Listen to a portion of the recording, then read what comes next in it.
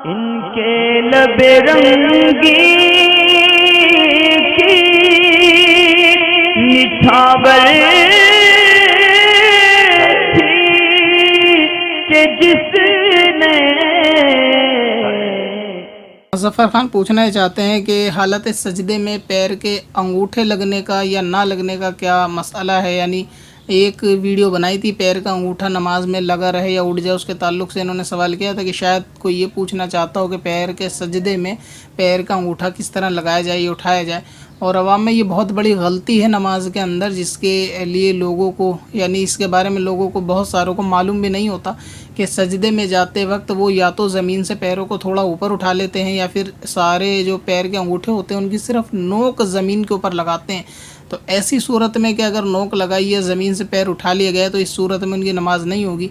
सजदे में जब आदमी होता है तो ऐसी सूरत में मर्द के लिए हुक्म यह है कि कम से कम एक अंगूठे का यानी एक उंगली का पैर वो भी उसकी पीठ ज़मीन पर लगना ये फ़र्ज़ है, और हर पाँव की 3-3 उंगली लगना ये वाजिब है। तो अगर बहुत सारे ऐसे भी होते हैं कि एक पैर टिका लेते हैं और एक पैर को उल्टा कर लेते हैं, तो उनको चाहिए कि अच्छी तरह अंगूठे का जो पेट होता है यानी ये चीज़ जो अंगूठे की नीचे की तरफ होती है, एक तो नाखून की साइड होता है और एक ये साइड होती है, तो इस चीज़ को ज़मीन के ऊपर लगाना कम से कम एक उंगली का सजदे में फ़र्ज़ है नमाज में, और 3-3 उंगलियों को लगाना वाजिब। अब मिसाल के तौर पे समझ लीजिए ये ज़मीन होती है, तो उसमें क्या होता है कि बहुत सारे लोग सिर्फ अंगूठे को इस तरह टिकाते हैं, बहुत सारे उल्टा भी कर लेते हैं नाखून की तरफ से पैर को। तो इस सूरत में अगर सब ने यानी सब पैर का हाल अगर ऐसा ही 10 की 10 उंगलियों को, तो इस सूरत में नमाज नहीं होगी।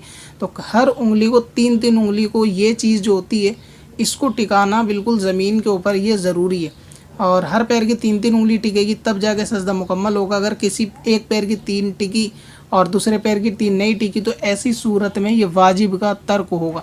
अगर ये सूरत जानबूझकर की गई है तो नमाज फिर वाजिब उल यादा होगी, दोहरानी पड़ेगी। मगर इसमें होता ये है कि अक्सर वो पैरों को ज़मीन पर टिकाते ही नहीं, या तो पैरों को पूरी तरीके से यानी उल्टा कर लेते हैं, इस तरीके से उनके पैर टिकते ही नहीं ज़मीन पे, तो ये नमाज भी नहीं होगी। तो याद रखें कि सजदे में जाते वक्त 3-3 उंगलियां ज़मीन के ऊपर ज़रूर उसका पेट को अच्छी तरह से जमाएं, और 10 की 10 उंगलियां लगाना ये सुन्नत है। तो यानी हर पैर की 5-5 उंगली। तो बेहतर ये है कि मुकम्मल तौर से उंगलियां ज़मीन पर सजदे की लगी हुई हों, ऐसी सूरत में सजदा करें। वरना ये कि अगर फ़र्ज़ छूटेगा तो नमाज बिल्कुल वहीं से ख़त्म हो जाएगी सजदा करते ही, अगर फ़र्ज़ छूटा, और अगर वाजिब छूटेगा तो फिर नमाज वाजिबुल इयादा होगी। और अगर सुन्नत तर्क होगी तो नमाज लौटाना सुन्नत है, मगर ये कि सूरत में नमाज हो जाएगी।